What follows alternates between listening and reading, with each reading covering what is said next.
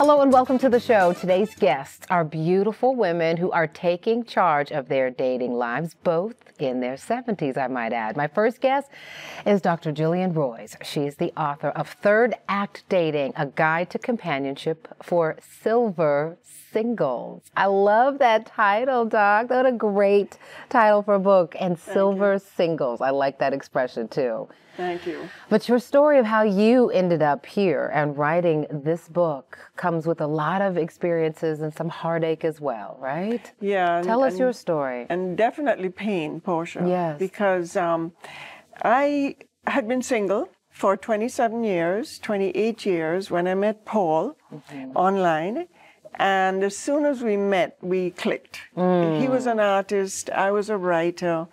And we just seemed to understand each other right away. Yeah. So 6 months in, he proposed to me, and we started living together. Oh, and here's you we and were Paul. very happy together, Yeah. and we were planning to get married a few months later, May last year. And in December, he went to the bathroom in the middle of the night, and I walked in, and I didn't hear him come back. So I walked in there, and he was gone. He was dead. And it took me several months just to recover from the shock. Of course. Yeah. Of course. And, you find the love of your life. And yeah, finally. to have this kind of Finally, an ending. yeah. And so it was traumatic. Of course. Very lonely, very painful. A year ago today, I was in a very deep, dark place. Yeah. It was shortly after the memorial service, and I had moved into an apartment by myself in Florida. But really, because of Paul, we are here now. And I'm just so deeply grateful, because in my sadness, I decided to go back to my writing, which I love to do. Yeah. And I started writing about how I met him. Oh, that's beautiful, and just getting to connect to the love story there. Right. But I also understand you spent a lot of time writing to friends and to other people who were like, first of all, how are you doing? But secondly, how did you find this love in this season? Yeah, it was interesting. I got several calls, of course, sympathetically, and then they always want to know, how did you meet Paul? I want a Paul. I want a Paul. And so the writing, which was actually kind of depressing because it was about, losing him and being alone again, started to turn into a guide. I just decided to write a brief guide. And you know what I'm going to do? Just staple it together and send it to them. Oh my goodness, that really? was really my plan. And so how did it go from I'm going to write it and staple it and send it to now it's a whole book with a cover and it's on Amazon and doing well? It's an Amazon bestseller. That's awesome. Congratulations. How did you get there, though? A girlfriend said to me, you're so resilient. You should write a book.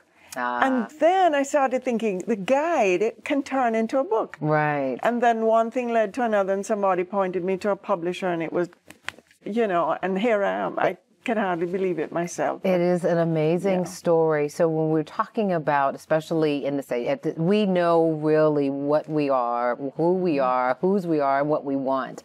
Right. But that still can sometimes, it doesn't make it any easier sometimes to get out there and date in this at this season, in our 50s, 60s, 70s, right? Well, I come from a communications background. I have a doctorate from Emory in communications, and I've taught interpersonal communications for more than 20 years.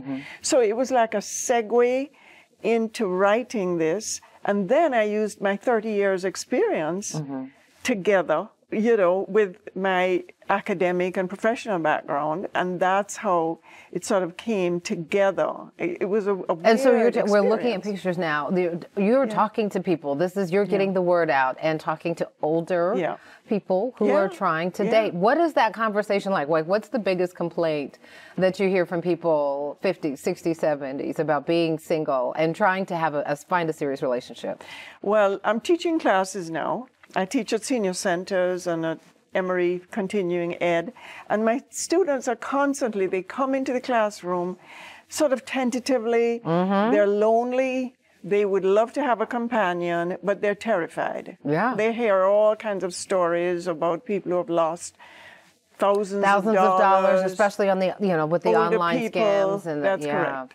And, I say, where there is life, there is hope.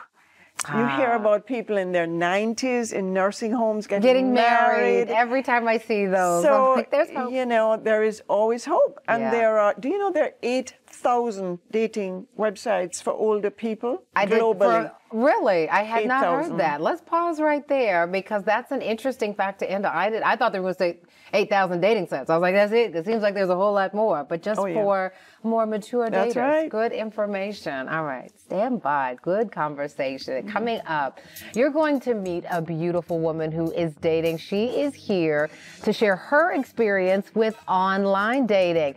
And listen, wait until you hear what she says about finding a partner versus finding somebody who's just looking for a caregiver. She says a big difference. She's not going for it. And we're going to talk about dating as a silver single when we return. We'll be right back.